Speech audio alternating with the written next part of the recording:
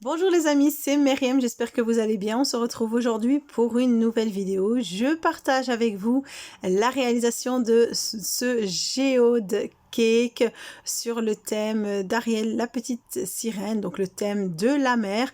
Alors avec vraiment ici, on voit bien le géode, vraiment un gâteau qui en jette et qui est vraiment magnifique. J'ai adoré le réaliser et voilà, donc j'ai voulu partager avec vous sa réalisation, les petites astuces pour pouvoir y arriver. En tout cas, j'espère que ça vous plaît et que l'idée générale de la décoration du gâteau vous plaît également.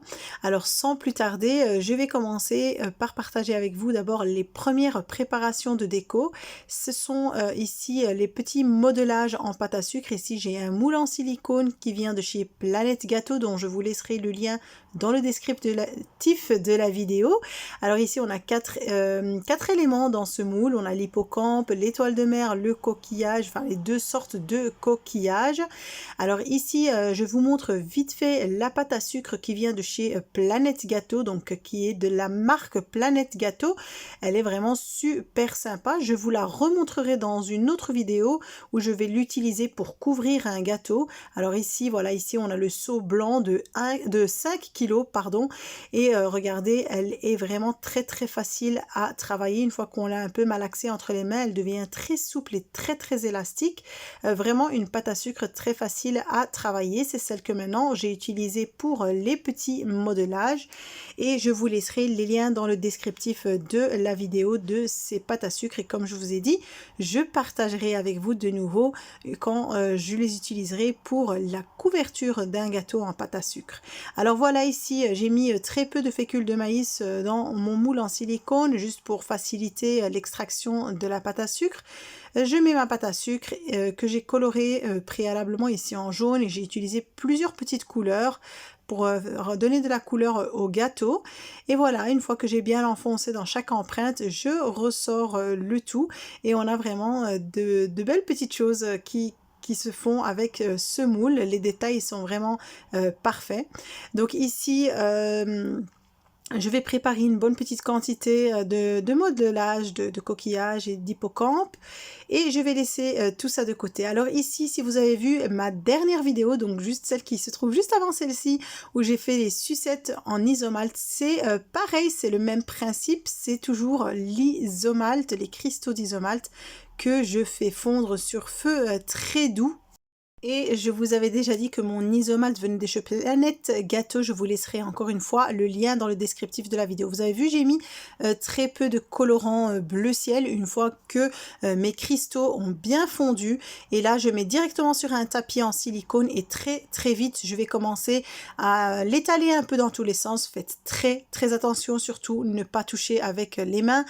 C'est très brûlant, évidemment, c'est du sucre. Donc vraiment, faites attention aux brûlures. N'hésitez pas à porter des gants s'il le faut. Alors voilà, je l'étale, donc la couche ne doit pas être ni trop fine ni trop épaisse. Et là maintenant, j'ai refait fondre encore une fois de l'isomalte car la quantité que j'avais fait au départ ne me suffisait pas. J'ai rajouté très peu et j'ai mis vraiment beaucoup de bleu foncé cette fois-ci. J'utilise les colorants en gel et voilà, ici je vais le remettre sur le tapis en silicone et comme vous voyez de nouveau, j'essaye vraiment de l'étaler sans toucher, évidemment pour ne pas me brûler. Je l'étale pour que la couche soit suffisamment épaisse. Regardez déjà le bleu clair, voilà, il a directement séché et durci, ça refroidit très vite. Et voilà, je vais laisser comme ça, je vais laisser refroidir un bon moment. Une fois que ça a bien refroidi, que ça a bien séché, vous voyez ici avec un grand couteau, je viens un peu taper dedans. C'est comme du verre qu'on éclate. Ici, regardez les morceaux, donc des morceaux qui ne doivent être ni... donc j'ai fait des morceaux qui ne sont ni trop petits ni trop grands. Je pense que chacun va faire en fonction du résultat qu'il recherche.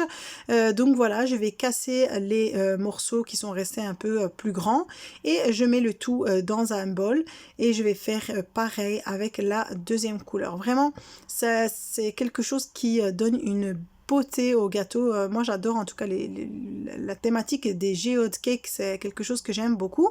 Voilà, ici je casse le bleu clair, le bleu ciel, donc je l'ai fait très très clair pour vraiment faire un contraste entre les deux couleurs. Et pareil, je récupère les morceaux. Regardez ici, comme le morceau est épais, je n'arrive même pas à le couper avec les doigts. Donc c'est pour ça que je m'aide du couteau pour vraiment casser, briser ce sucre. Donc voilà, une fois que tous mes morceaux sont prêts, je laisse de côté dans un bol. Et je vais les réserver de côté, je les laisse juste à température ambiante jusqu'au moment de la déco du gâteau. Donc je prépare toujours l'isomalte le jour même. Moi, je pourrais le faire quelques jours avant, mais vraiment pour garder un isomalte qui soit bien, qui ne soit pas collant ni rien. Donc je préfère le faire le jour même et vous avez vu, ça va très vite, ça refroidit très très vite. Et donc voilà. Alors ici, mon gâteau a été fourré. Là, je suis en train de le lisser. C'est de la crème au beurre à la meringue suisse. Je vous laisserai également le lien dans le descriptif de la vidéo, que j'ai coloré en bleu ciel, donc un bleu très très clair. Et ici voilà, je vais faire le lissage, donc je vous ai déjà posté beaucoup de vidéos avec le lissage en détail. Ici voilà, j'ai terminé, je nettoie mon cake board et là je laisse mon gâteau refroidir. La crème au beurre doit complètement figer, elle doit être vraiment bien dure et je vais venir ici couper. Donc voilà, ici j'ai plus élargi l'empreinte, donc vraiment faire quelque chose qui soit bien voyant. On fait la forme que l'on veut évidemment. Et je viens creuser dans mon gâteau, je retire donc une petite partie du gâteau. Et donc voilà, je le creuse bien pour vraiment avoir cet effet 3D, pas de trop non plus, pour que ce ne soit pas trop difficile non plus à remplir avec les cristaux. Alors voilà, ici je reprends de la crème au beurre et je vais combler toute la partie que j'ai creusée, donc j'en mets assez pour vraiment bien cacher tout le gâteau et qu'il n'y ait aucune miette ou aucune partie qui reste sans couverture. Voilà, je nettoie tout ça et je vais faire une autre découpe de l'autre côté du gâteau, cette fois-ci un peu plus grande, qui descend donc du haut au bas et je coupe même une partie du haut du gâteau. Et pareil, cette fois-ci, encore une fois, je vais bien creuser pour vraiment avoir le côté 3D et combler donc tout ce trou avec la crème au beurre restante. J'en mets généreusement pour bien remplir et j'essaye de faire des bords qui soient bien nets. Donc les bords avec la couverture qui a été déjà faite sur le gâteau. Alors ici voilà, je prends directement, donc je ne le mets pas au réfrigérateur tant que la crème au beurre n'est pas encore dure et figée. Je vais commencer à coller mes petits morceaux, mes cristaux d'isomalte. Alors vous voyez, ben, on y va comme on le sent à l'instinct. Moi j'ai voulu mettre donc la couleur foncée au centre pour vraiment donner cette vision de profondeur. Et donc voilà, je vais bien les placer, il faut vraiment les serrer les uns aux autres pour qu'on ne voit plus la crème au beurre du bas. Donc moi je commence par mettre les morceaux qui sont un peu plus grands et je comble après avec les plus petits. Alors le contour je l'ai fait en bleu clair, donc la première partie que j'ai commencé à filmer, donc ma caméra a lâché, donc je vous montre sur ce côté là. Donc c'est pareil, de toute façon on fait le tour, j'ai fait tout le tour avec la couleur claire. Et voilà, pareil, je mets des grands morceaux, on peut s'aider d'une pince éventuellement pour aller vraiment dans les petits coins et recoins. Le but, c'est de vraiment bien cacher toute la crème au beurre qu'il y a donc dans le trou qu'on a fait et d'avoir vraiment cet effet 3D, donc les cristaux qui ressortent du gâteau. Alors voilà, c'est vraiment simple, c'est pas compliqué et le résultat est juste magnifique. Alors ici, j'ai pris tous mes petits modelages en pâte à sucre que j'avais préparé à l'avance et je les colle sur mon gâteau, je les dispose directement par-dessus. Et je vais rajouter quelques perles pour vraiment donner une belle touche à mon gâteau. Des grosses perles blanches et de toutes petites perles également de couleur blanche. Voilà pour la touche finale et ce qui va vraiment faire ressortir mon géode, ce qui va vraiment lui donner une beauté en plus, c'est un très très fin trait de peinture dorée tout autour.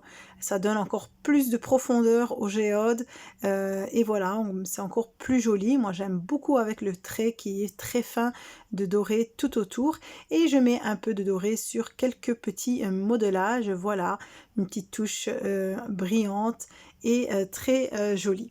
Voilà, mon gâteau est terminé. En tout cas, j'espère qu'il vous plaît, que le petit tuto va pouvoir vous aider. Je sais qu'il y a beaucoup de personnes qui m'avaient demandé de poster un geode cake. Voilà, chose faite. En tout cas, n'oubliez pas de m'encourager en cliquant sur le pouce bleu, en me laissant un commentaire auquel je répondrai avec grand plaisir. Si vous êtes nouveau sur ma chaîne, n'oubliez pas de vous abonner avant de quitter la vidéo. Et je vous dis à très vite pour une nouvelle vidéo.